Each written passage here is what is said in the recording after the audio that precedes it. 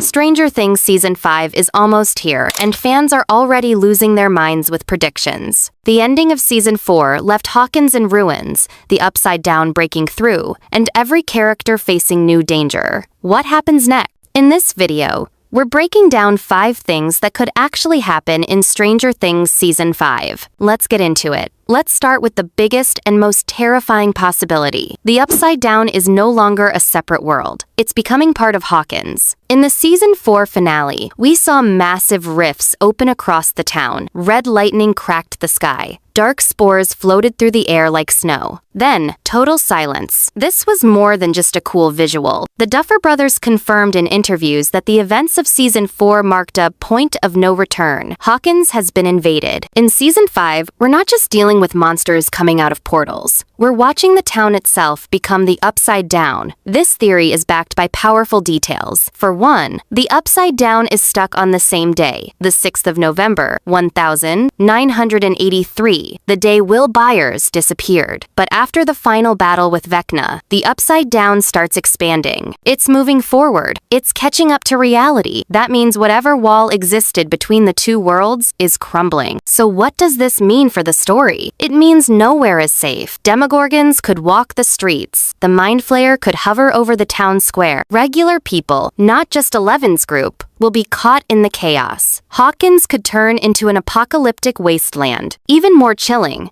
this could force the group to make a painful decision. Destroy Hawkins to destroy the Upside Down. If the town becomes completely infected, the only way to stop it may be to wipe it out entirely. That sets the stage for a heartbreaking ending. The Duffer brothers have said they want Season 5 to feel like a blockbuster, with more action, higher stakes, and a faster pace. Merging Hawkins with the Upside Down would deliver all of that, and leave fans emotionally destroyed. If the world around them is falling apart, our favorite characters will need all the help they can get. But what if one of them returns from the grave? Eddie Munson was the breakout hero of Season 4. He rocked out, fought bravely, and died a legend. But fans haven't stopped talking about him, and for good reason. There's a growing theory that Eddie will come back in Season 5, but not as a regular human. He could return as Cass the Bloody-Handed, a vampire warrior from Dungeons & Dragons lore. In D&D, Cass was once Vecna's most trusted ally, until he turned on him and helped destroy him. Sound familiar? Eddie died fighting Vecna's creatures, specifically bats. In vampire lore, bats often symbolize transformation. Eddie was bitten multiple times and left for dead in the Upside Down,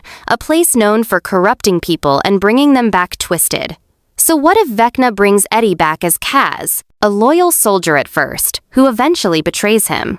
This theory isn't just wishful thinking. Joseph Quinn, the actor who plays Eddie, has hinted at the possibility. In interviews, he said he'd be open to returning if it made sense for the story. The Duffer brothers admitted that Eddie's death was controversial, even among the writers. Bringing him back with a twist could be their way of giving closure while adding a major twist. The impact of this would be massive. Imagine Dustin facing a version of Eddie that's no longer entirely human, or Steve going up against a monster wearing his friend's face. It would add a personal, emotional layer to the final fight. And if Eddie, as Cass, turns against Vecna at the last second, that could be the move that saves everyone. It would be redemption, heartbreak, and epic storytelling all in one. But Eddie isn't the only one with a deep connection to Vecna. Another character has been tied to the Upside Down since Season 1, and in Season 5, he may face his darkest moment yet. Will Byers has always had a unique connection to the Upside Down. He was the first victim, the first to survive it, and the only one who can still feel its presence long after escaping it. That connection wasn't just trauma, it's something deeper, and in Season 5, it might take control of him completely. Fans have long speculated that Will could become Vecna's vessel, either through possession or by being twisted into a tool of evil. This idea exploded in popularity after Season 4. When Will said he could still sense Vecna, his words gave fans chills. He's still alive. I can feel him. It wasn't just fear. It was almost like a link, like a tether that never really broke. And that scares fans more than anything. because it means Vecna might not need to fight Will. He might already own a piece of him. Here's why this theory makes sense. Vecna doesn't just attack people physically. He targets guilt, pain, and shame. Will has carried all of that since the beginning. His isolation, his confusion, his fear of being left behind. It makes him vulnerable. It makes him the perfect vessel. There's also the Duffer brothers' own words. They've said Will is the emotional core of Season 5. That doesn't sound like a background role.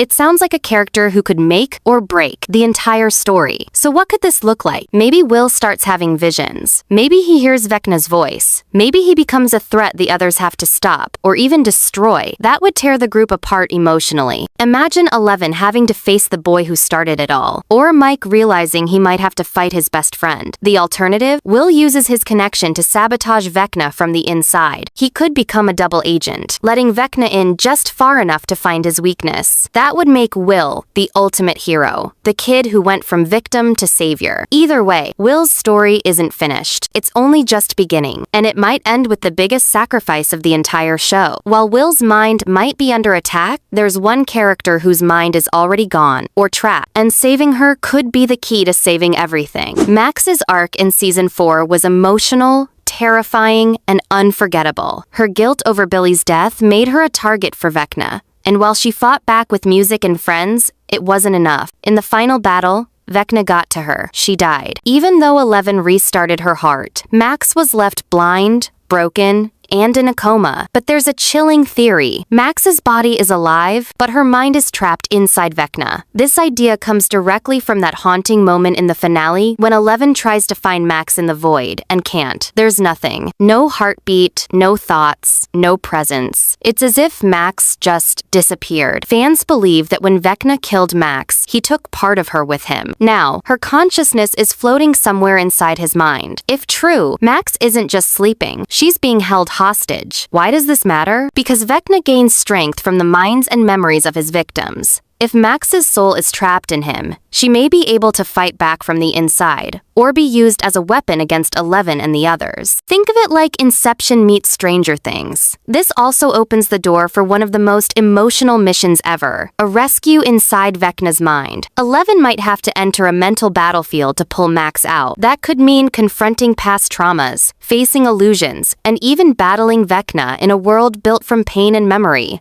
There's also a powerful symbolic angle. Max has always been the fighter. She's tough, independent, and doesn't like to rely on others. But this time, she can't fight alone. Her friends will have to save her. And that could be the heart of the final season. Whether Max wakes up, stays lost, or helps destroy Vecna from within, her role is far from over. Season 5 may give her the redemption and strength she deserves. So far, we've talked about heroes, sacrifices, and mind-bending battles. But there's still one mystery most fans never saw coming. And it involves someone who's been in plain sight all along. At first glance, Karen Wheeler, Mike and Nancy's mom, seems like just a side character. Supportive, protective, a little naive, nothing out of the ordinary. But die-hard fans have started to question her backstory, and a wild theory has emerged. Karen Wheeler is secretly connected to the Creel family. Let's break it down. In Season 4, we learn about Victor Creel, the man who was wrongly imprisoned for the murder of his family. Murders that were actually committed by his son, Henry, who later becomes Vecna. The Creels are central to the story, but we still don't know their full family tree. Some fans believe Karen could be Victor's long-lost daughter or niece. There are timeline clues that make this possible. She'd be the right age, and her past is never really explained. Others think she might have repressed psychic powers, similar to 11 or Kali, 008,